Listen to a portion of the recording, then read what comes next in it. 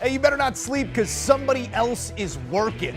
Early Saturday morning, that someone was the Minnesota Twins. The ball club coming to terms with the prized free agent shortstop Carlos Correa on a 3-year, $105 million deal. The stunning move will make Correa the second highest paid position player in the history of the game based on average annual value. The 27-year-old Gold Glover does maintain the leverage here moving forward, as he will have opt-outs at the end of each year of the deal.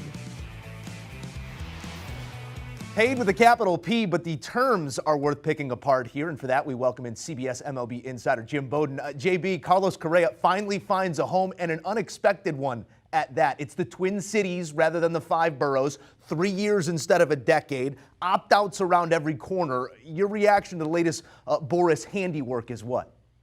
Yeah, this is a tremendous contract, very creative by Scott Boras, who wasn't representing Correa the whole offseason. He took over halfway in. In fact, after he had Corey Seager and Marcus Semien signed with the Rangers is when Carlos Correa hired him. But he did a really good job here. And the one thing we know about Scott Boras, he likes to break records, right? So as you mentioned, now Correa is the second highest paid player position-wise in baseball history, behind Mike Trout, who makes $36 million a year. Correa is going to get 35.1. Now, why is 35.1 important? Because now that beats Anthony Rendon, another Boras client, who he signed a couple of years ago with the Angels for $35 million. So he had to beat that. Then he wanted to make sure he beat the shortstop market, right? Francisco Lindor making $34.1 million a year. Corey Seager making $32.5 million a year. So again, Boras wanted to make sure he beat that market as well. But the opt-outs are the key for Correa. Now, the reason he didn't get 10 years, 300, some of the teams were concerned about his back. He's had back injuries in the past. The doctors cleared him. The medicals look good, but teams didn't want to take the risk.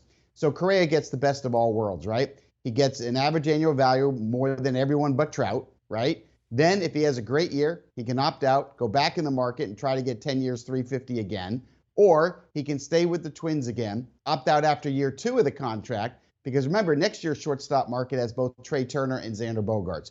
One thing's for sure, Carlos Correa has flexibility, and he has a guarantee of $105.3 million. Great contract for him. Well, flexibility is an interesting word to use there, because as he heads north, cold at the beginning of the season, cold at the end. But let's talk about what this means for the Minnesota Twins as they're in a race. They're trying to really keep pace with the White Sox in the AL Central. Our friends at Caesars still positioning the White Sox as the odds-on favorites at -180. But how much does this close the gap between those two teams? Well, Vegas has it right. The White Sox are going to win that division by 10 games, but the Twins aren't going to finish in last place after making this move. They've had a busy offseason, right? They got Gio Urshela, the third baseman, and Gary Sanchez, the catcher from the Yankees. They just traded for right-handed pitcher Sonny Gray from the Reds, and now they had Correa. So they're dead serious about trying to win. You know, this is significant because Correa got the Platinum Award for the best defensive player in the American League last year. You put him at shortstop and Gio Urshela at third base, you are going to field everything on the left side of the infield, as Urshela is a plus-plus defender as well. So defensively, the Twins got better. And offensively, to put Correa in the middle of that lineup, surrounded by guys like Byron Buxton, Jorge Polanco, is huge for this organization. So, look, I don't think this put the Twins in a contending mode with the White Sox, but certainly I think it gives them now a chance to finish as high as second.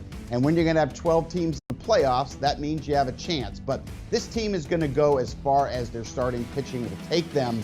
You know, is Bailey Ober, Joe Ryan, and Sonny Gray going to be enough at the top to compete with a team like the White Sox? I personally don't think so, but I think this was a really good sign for them. You know, I take any chance I get to tip my hat to the Southsiders, JB, but Correa, another reason to come to the ballpark and enjoy this coming season. From your conversations, you mentioned New York there.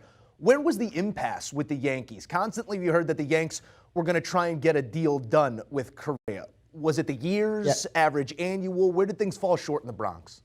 And neither one. I was told that the Yankees really were not in on Correa at all. They are really dedicated to their top prospects, Volpe and Peraza, who eventually will be the middle infield with New York. So they weren't really in on him. And in fact, they were in on Story more than Correa. And in fact, they are still in on Trevor Story, who's now the most talented free agent left on the market. So Yankees, Red Sox, Astros right now at this hour are the three teams that are in on Story. And if Story is willing to take the type of deal that Correa just did with the Twins, the Yankees may decide to go that direction and put him at shortstop and let Kiner become a utility player. The Red Sox are also in on Story, but if Story goes to the Red Sox, he has to play second base, which he's now willing to do, something he wasn't willing to do a couple of weeks ago. So we've got a big story ahead of us, and his name is Trevor. I love it. A lot of ripple effects coming out of this Correa deal as the dominoes continue to fall.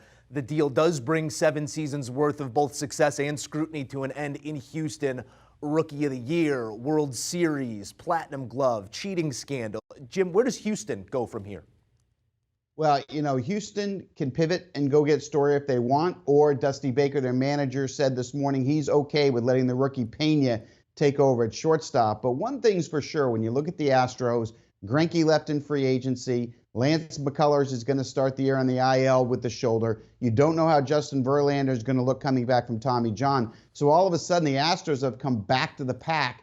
That's going to create an opportunity for both the Seattle Mariners and the Los Angeles Angels to get in a pennant race to maybe win the division, or if not, get a wild card berth. Remember, Oakland's in a fire sale, so they're going to move back as well. Texas is getting better, but they're not ready to contend. That division is now going to be extremely fun to watch because Houston, after losing Correa, certainly now comes back to the pack. Our ace, Jim Bowden, always game ready. Thank you, JB. Thank you, Joe. Do you want a sports network that delivers everything that matters about the game? The highlights, the picks, the instant analysis, no yelling, no fake debates, no politics. Hit the subscribe button and never miss a moment.